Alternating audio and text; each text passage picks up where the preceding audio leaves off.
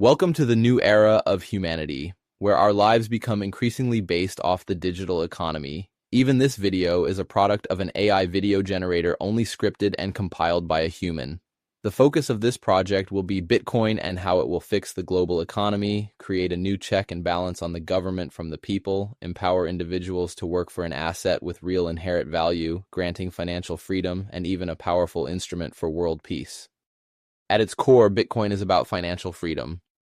It removes barriers that traditional financial systems create. No banks, no middlemen, just you, your wealth, and the decentralized network. Bitcoin gives you full control over your finances. For the debanked or unbanked worldwide, Bitcoin is an inclusive opportunity. With just a smartphone, anyone can access global markets. Bitcoin is also an exceptional store of value and increasingly seen as a store of energy. Unlike fiat currencies, Bitcoin's value is not inflated away by central banks. Bitcoin derives its value from real-world energy, from electricity and mining infrastructure. It turns energy into financial assets, giving it a solid, energy-backed foundation that's far more stable than traditional money. Now that I have my tie on, we can crunch some numbers. Over the past decade, Bitcoin's value has exploded. In 2013, Bitcoin was worth just $130. Today, it's around $97,000, a 74,000% increase. What does that mean for the future? Let's dive into some price projections, especially with the potential creation of a U.S. strategic Bitcoin reserve. Bitcoin has historically grown at over 100% annually. If this continues, its price could 6x by 2030. $97,000 times 6 is $582,000. By 2030, Bitcoin could be worth over $500,000, offering a 500% return. If Bitcoin grows at 50% annually, it would hit $6.4 million by 2054, offering a 66,000x return on investments made today. But why stop here? Bitcoin could be worth 100 million or more in 100 years, creating generational wealth to those who invest today. A U.S. strategic Bitcoin reserve would initiate what Bitcoin advocates call the global hash war. In essence, a race for institutions and countries to acquire and mine as much Bitcoin as possible. If the U.S. acquires 1 million Bitcoin over the next 4 years, it would dramatically reduce supply, driving up demand, raising our speculated value of Bitcoin in the coming decades. 1 million Bitcoin represents more than 5% of the total circulating supply.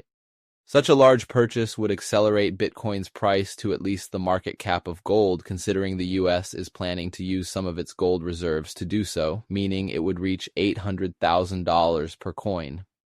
The U.S. reserve would also spark global adoption, aka the hash war. As other nation-states and central banks see the U.S. investing heavily in Bitcoin, they likely would follow suit, starting the long-awaited Bitcoin supercycle.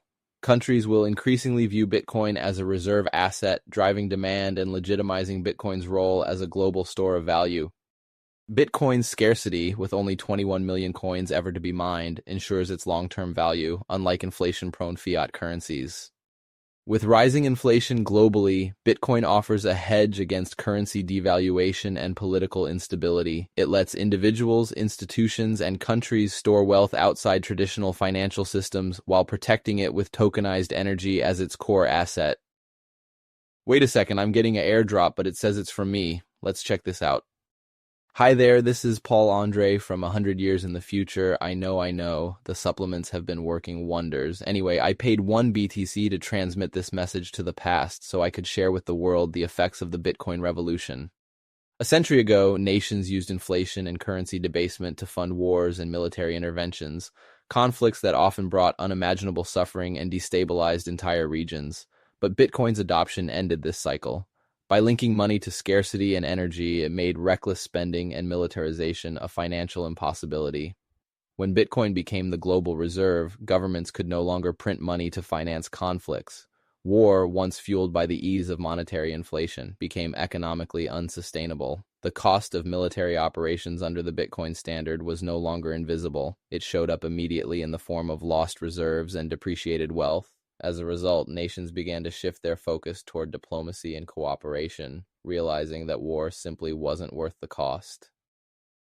Bitcoin's growing value not only made irresponsible spending more costly, it also forced nations to be more thoughtful in their investments. In the past, governments often embarked on massive infrastructure projects or wars without considering the long-term consequences, since the cost of funding was hidden behind inflation.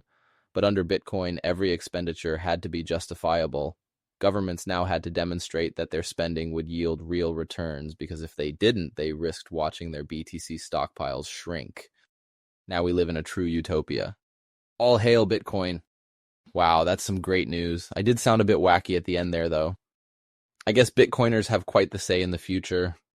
After all, Bitcoin didn't just protect wealth, it redefined what it means to build a just and sustainable future. By forcing governments to spend responsibly and reject the endless cycle of debt and debasement, Bitcoin's rise has led to a new era of financial wisdom and lasting prosperity. In the end, Bitcoin's value wasn't just in the coins, it was in the discipline it brought to global decision-making, ensuring that the wealth of future generations remains secure and valuable.